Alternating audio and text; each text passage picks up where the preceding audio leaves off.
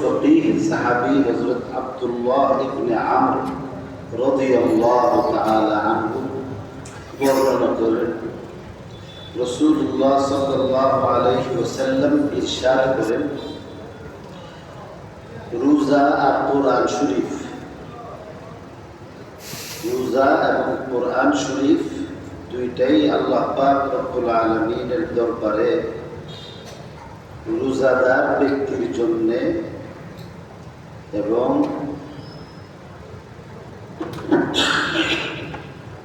যারা কোরআন শরীফের সাথে সংশ্লিষ্ট তাদের জন্য সুপারিশ করবে এবং আল্লাহ পাক রব্বুল আলামিনের দরবারে কোরআন সংশ্লিষ্ট ব্যক্তি আর রোজাদার ব্যক্তির নাজাতের জন্য আপিল করবে।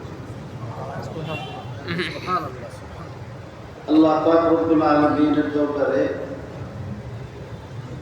রমজান শরীফের রোজা আপিল করবে এইভাবে যে, রব্বি ইন্নী মানাতুহু আত-তাআমা ওয়াশ-শারাবা বিন-নাহার, যে আল্লাহ, হে আমার লালন পালনকারী, হে আমার পালন কর্তা, দিনের বেলা আপনার এই বন্দাকে তার খাদ্যের প্রচণ্ড চাহিদা থাকার পরও আমি তাকে খেতে দিইনি, তৃষ্ণায় তার বুক ফেটে যাওয়ার উপক্রম হয়েছে, আমি তাকে পান করতে দিইনি। ডায়াবেটিস রোগী রোজা রাখলে ফজরের নামাজের পরপরই তাদের গলা শুকায়। বয়স্ক মানুষ বাচ্চার মতো একবারে বেশি খাইতে পারে না, অল্প অল্প একটু খাওয়ার পরেই বারবার তাদের খাবারের চাহিদা হয়। ডাক্তার সাহেবরাও একবারে 3 গামলা না খাইয়া অল্প অল্প করে খাইবার কথা বলে, যে ভাগ করে করে আপনারা খাইবেন, 3 বার না খাইয়া 6 বারে খান। এবং যারা এইভাবে পুষ্টি বিশেষজ্ঞ ডাক্তার, ওনারা এইভাবে পরিমাণ বলে দেন, মাত্রাও বলে দেন, কিলোরি হিসাব করে যে এটা খায় ওইটা খায় না, এটা এইভাবে করেন, তাহলে আপনার চাহিদা পুরো ওজন নিয়ন্ত্রণে থাকবে। তো 6 বারে 7 বারে যে লোকে খায়া অভ্যস্ত, এই লোকে ভোর রাতে, এমনি তো রাতে ঘুম কম হয়, রমজান শরীফের রাতে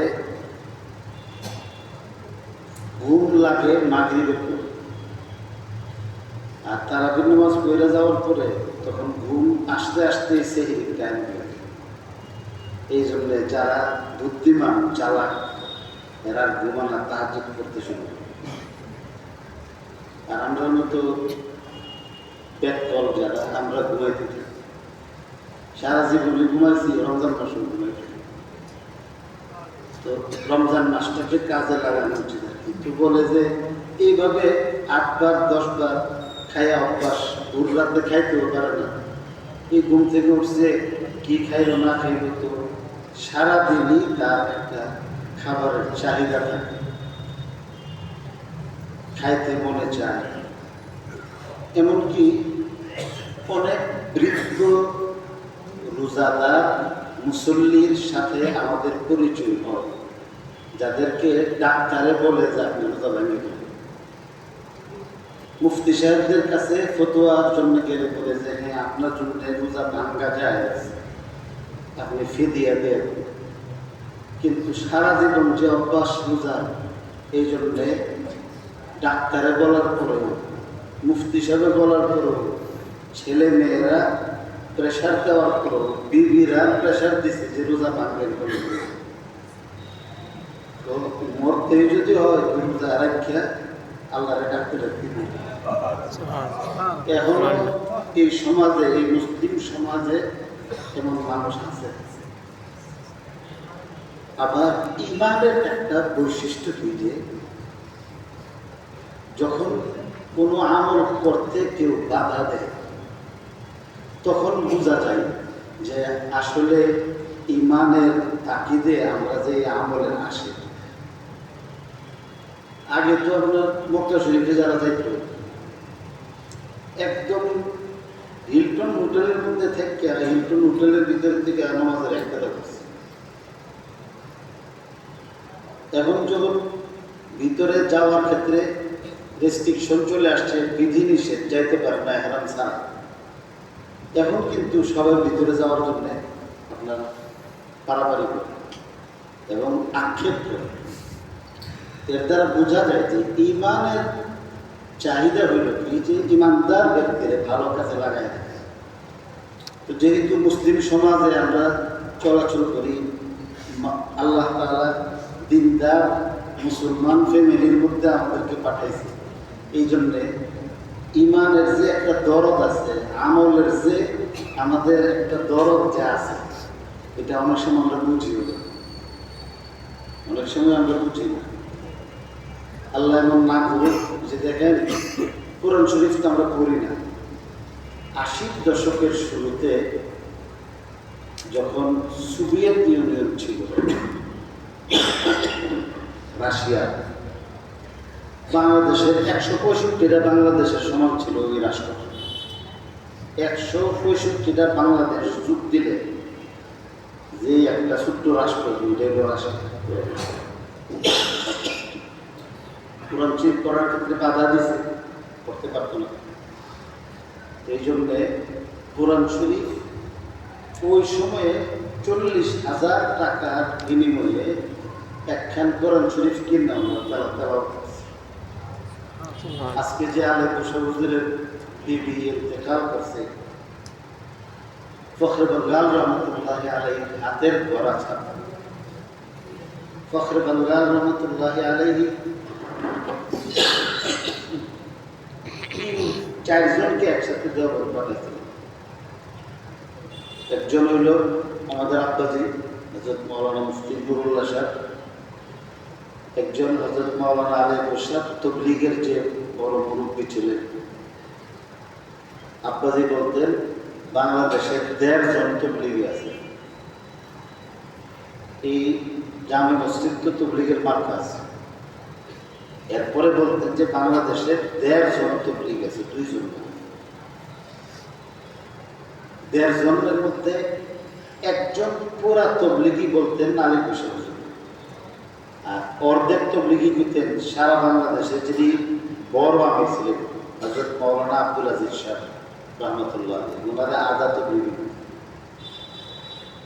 তো তাইলে ওই 1.5 জন চলে যাওয়ার পরে আর তবলিগ থাকবো না। এখন তো তবলিগের নামে খুনাখুনি আরম্ভ হয়েছে। আল্লাহ আমাদের মসজিদ থেকে হেফাজত। তবলিগ যেটা সারা পৃথিবীর মুসলিমদেরকে এক করার মিশন নিয়ে কাজ করছে, এখন তবলিগের কারণে প্রত্যেকটা মসজিদে কমপক্ষে 4টা দল হয়ে গেছে। তবলিগের কারণে এক দল হইল হযরত মাওলানা সাদ সাহেব, আরেক দল হইল সাদ সাহেবের বিরোধিতা করে। আর এই 2 দল হওয়ার আগে আরেকটা দল হয়েছিল, এরা এই 2 দলে মিললা কাকরাইলের থেকে ফিরতে বাই করছিল। প্রফেসর মুশফিক সাহেবের দলে যারা আছে, প্রফেসর মুশফিক সাহেব প্রথমে তবলিগের বিরোধিতা করছে যে তোরা মুরব্বীরা রসুলের খেলাফ করতেছে। মুরব্বীরা যেই তর্জে তবলিগ চালায় গেছে তোরা এর মধ্যে নাই। পরে সবাই মিললে আমার পিটাইয়া কাকরাইল থেকে বাইর করছে, ফারসা বাইর করছে। তো দলের থেকে গেলে পাঠশালায় যাওয়া লাগতো। আপনার মসজিদও দিনের দাওয়াত নিয়ে সিরিকুট দিয়ে দেন বারে করে। এরা বাচ্চা ছাড়া কেউ আইলে এরা বাইরে বের করে দিচ্ছি। মালিবাগ মাদ্রাসার মধ্যে আমি গেছি ক্লাস করার জন্য। সকালে গিয়ে দেখি যে আপনার ওই এখনই যারা 2 গ্রুপ হয়েছে, ওলামা হযরত নাম দেয়া আর সাত গ্রুপ নাম দিয়ে যে হচ্ছে, এই 2 দল তখন এক দল আছে। 2 দলের মিললে পিটাইতেছে মাদ্রাসার মধ্যে। আমি গিয়ে বললাম বাড়ি বঙ্গেরা তো গাঙ্গের মোড়া গোড়াটা টাইনা, আমি গিয়ে বললাম যে মারতেছেন কেন? এরা কাকরাইলের পাঁচটা ছাড়া এসে করছে। আমি বললাম যে কাকরাইলের কাছে কি মসজিদ আমরা কি চালাইছি? কাকরাইলে এরা মসজিদের ইমাম সাহেবের বেতন দেয়, তাহলে এরা পাশা দিছে না দিকে এরা মার পাবেন, এরা তো আমাদের মুরব্বীদের উল্টা শোনা, ঠিক আছে, এরা উল্টা শুনলে এরা বই আইছে, মসজিদও আইছে, তো তোমরা তো একটু করে গাছ তো করতে যাইবা, গিয়া বাইরে যারা সিগারেট খেতেছে খাবিয়া মুখতেছে এরা ডেককে মসজিদে আনতা না, এরা তো আয় করছে, যারা তুমি আমলা হইলে এরা তো এখানে আইসে করছে, এদেরকে না মাইরা তুমি এদেরকে তালিম করো। আরেকটা এমন কত বড় ফাঁকড়ে লাগিয়েছে মাথার মধ্যে লাগাই, হেরে যে মারতেছে হে তো আল্লাহ ডাকতেছে, হেরে কি আমি তুই কত বড় আল্লাহ বলি, তোর কিলাইতেছে তুই বুঝারস না, তোর কিলাইতেছে তুই সাত দোয়াটা বান্ধব ইমন আল্লাহ নাই যে বলে যে হ্যাঁ এত বড় আল্লাহ না যে হেরে হযরত আলীর মতো ফাওয়ার মধ্যে তীর বিদ্ধ হয়ে গেছে, যে একটা নেবার করে হচ্ছে আর ভিতরে বন্ডামি, মানে সে ইবাদতের শুরুতে স্ক্যান্ডাল করতেছে, বুঝছেন না?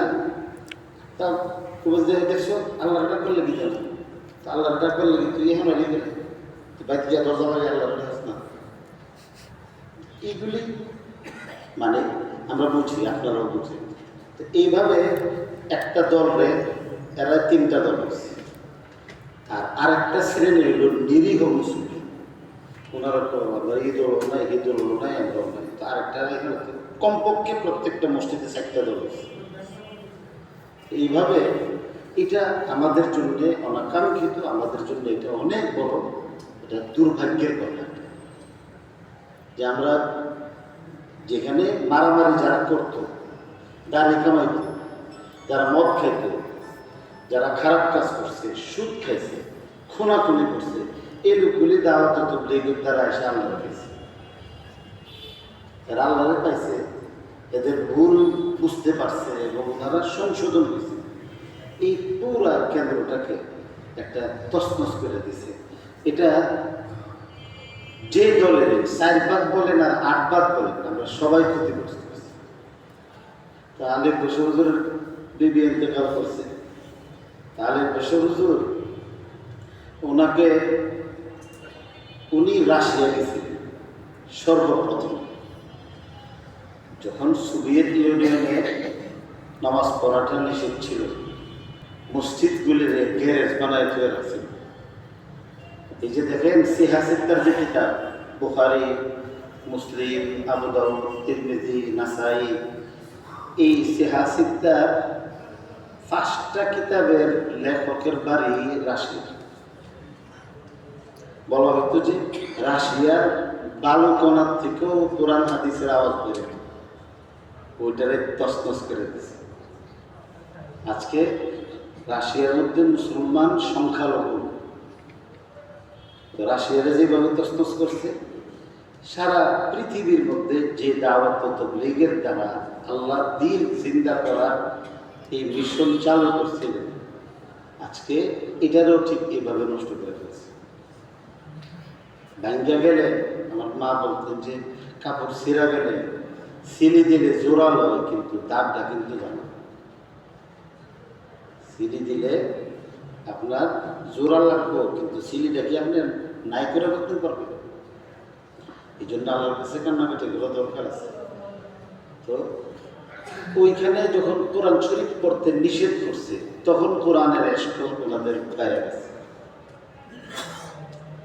যতদিন বাধা আসে নাই ততদিন বুঝে নাই যে আমার দিলের মধ্যে কোরআনের এই ভালোবাসা আছে, আমার দিলের মধ্যে নামাজের কি আছে, ভালোবাসা আছে। যদি নামাজের ভালোবাসা, কোরআনের ভালোবাসা যদি না থাকতো, তো সারাদিন রোজা রেখে এরপরে তারাবি পড়তে নাই, তারাবির নামাজের মধ্যে এই লম্বা সময় এখানে নামাজ পড়ছেন, আওরা কাওরা লাগিয়ে গেছে না, বেতের নামাজের সময় তারাবির আরম্ভ হইতেছে। কারণ কি, সারাদিন রোজা রাখতে রাখতে এক কোয়ার্টারে আপনার সময় হয়ে গেছে। তো যাই হোক, তো তারাবির হোক একটা আরম্ভ তো হইতেছে এইভাবে। তো এই কষ্টের মধ্যে, এই যে কষ্ট, এই কষ্টটাকে রোজা, এই যে রোজা আমরা ভাবতেছি কি যেটার কোনো আকৃতি নাই, এটার কোনো প্রাণ নাই, কিন্তু হাদিসে বলতেছে যে সে আল্লাহর সাথে কথা বলে, তার অস্তিত্ব আছে, তার অস্তিত্ব আছে। আমি চোখে দেখি না, হাতে ধরতে পারি না, আপনি দেখেন না, কিন্তু রোজার কি আছে, আল্লাহ আকৃতি দিবে এবং সে আল্লাহর সাথে ফাইট করবে রোজাদার ব্যক্তির জন্য। বলবে যে ও রাব্বি ইন্নী মানাতুহু তাআমা ওয়াশ শারাবা বিন-নাহার, আল্লাহ দিনের বেলা তো তুমি দেখছো যে সে খাইবার জন্য ছটফট করছে, তৃষ্ণায় এসে তার ছাতি ফেটে যাওয়ার উপক্রম হয়েছে, এরপরও কিন্তু আমি রোজায় তার পানি পান করতে দিই নাই। আল্লাহ আমার সুপারিশ কবুল করে আমার এই দুস্থরে আল্লাহ তুমি মাফ করে। উনি আপিল শেষ করতে না করতে তখন কোরআন শরীফ আল্লাহর দরবারে আবার আপিল করবে যে আল্লাহ সারাদিন তো রোজায় তারা আটকায় রাখছে, যখন ইফতার করছে, ইফতার করার পরে তার আমার এই দুস্থের শরীরটা ক্লান্ত হয়ে গেছে, তখন কোরআন শরীফ পড়বার জন্যে, কোরআন শরীফ পড়া শুনবার জন্য আমি তর্জমা করছি কোরআন সংশ্লিষ্ট, কোরআন শরীফের সাথে সম্পর্কিত ব্যক্তি। আপনারা এখানে কেন রয়েছে তারাবি করার জন্য, জানলা আমি হাফেজ নাম করেছি, নিজে নিজে খতম করতে পারি না, এই জন্য আল্লাহ একজন হাফেজরে একটা যা করতেছি, তার খতমের সাথে আল্লাহ খতম যে পড়তেছে শুকরিয়া আদায় করতেছে, আল্লাহ তুমি আমার পড়ার সুযোগ দিছ, আল্লাহ তোমার এই বন্ধারা এখানে আছে, এই জন্যে ওনাদেরকে নিয়ে আমি টান্না করে লেখা করতেছি। তো দুইজনে যে পড়তেছে যে শুনতেছে কোরআনের ইশক, কোরআনের প্রেম, কোরআনের ভালোবাসা নিয়ে কিন্তু এখানে সে দাঁড়াইছে। নামাজের আগে কতটা ক্লান্তি আসছিল, কতটা বাধা আসছিল, নিজেরই নিজে প্রশ্ন করেন। ইবাদতের মেজাজ হইল যেটা শুরু করার আগে মনে হয় পাহাড়, কিন্তু ইবাদত কইরা কোনো মানুষ অসুস্থ হয় না। ইবাদত করার কারণে মানুষ অসুস্থ হয় না, মানুষ সুস্থ হয়। ইবাদতের দ্বারা আপনি দেখেন শরীর পাতলা লাগতেছে, শরীর পাতলা লাগতেছে, এখানে মসজিদের মধ্যে 150-200 মানুষ সারা রাত্রি নামাজ পড়ে। একজন ব্যক্তি এখানে নামাজ পড়ে মাটির নিচে গিয়ে শুয়েছে, কিছু মানুষ তৈরি করে দিয়ে গেছে, এরা এখন আস্তে আস্তে এই আমল ধরে রাখছে এবং আশা করি এই আমল ধরে ইমাম মাহদির জামাতের মধ্যে গিয়ে সামিল হবে। এইভাবে তখন কোরআন শরীফকে বোঝা, আল্লাহ রাব্বি মানাতুহু বিল্লাইল, রাতের বেলা আমি তাকে বিশ্রাম নিতে দেই নাই, তাকে আমি ফিরায় রাখছি ঘুমাইতে। ফাশাফিনি ফিহি, আল্লাহ আমি তোমার কোরআন আমার সুপারিশ কবুল করে আমার দুষ্টরে তুমি মাফ করে দেবে। রাসূল করিম সাল্লাল্লাহু আলাইহি ওয়াসাল্লাম ফরমান ফায়ুশাফআন, তখন আল্লাহ তাআলা কোরআন শরীফের শাফাআত গ্রহণ করবেন, রোজারও শাফাআত গ্রহণ করে রোজাদার ব্যক্তি তারাবির নামাজ আদায়কারী ব্যক্তিদেরকে মাফ করে দেবেন। সুবহানাল্লাহ। আল্লাহ তাআলা আমাদেরকে তৌফিক দেন। আমিন।